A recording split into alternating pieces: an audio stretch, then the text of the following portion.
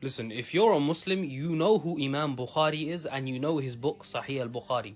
Or as its full name is Al-Jami' al-Musnad al-Sahih al-Mukhtasar min Umuri Rasulillah sallallahu alayhi wa sallam wa sunanihi wa ayyamihi. But I don't think many of us know why is it that Imam al-Bukhari is so high respected.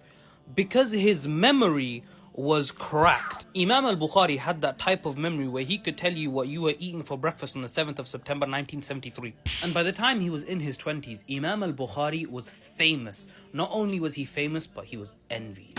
So one day news spread that Imam al-Bukhari was visiting Baghdad. So the scholars of Baghdad, the hadith scholars, they got together and they said, yo, let's test this guy and show the people that he's really not all that. So 10 of the scholars got together and they lined up, each of them giving Imam al-Bukhari 10 hadith and seeing if he knows them. Now the students of knowledge in Baghdad, they're gassed. They're thinking, yo, we're going to get exotic hadith.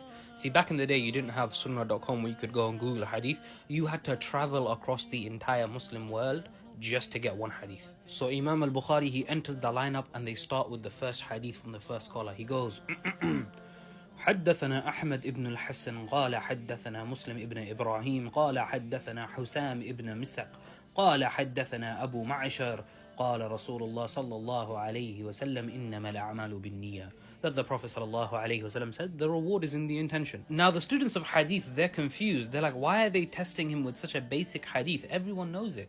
And to their even bigger shock, Imam al-Bukhari goes, Ma indi, I don't know it.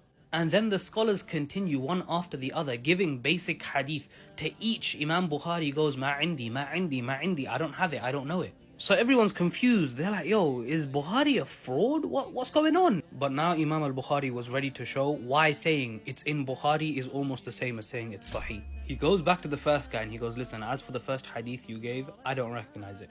But I do recognize this hadith.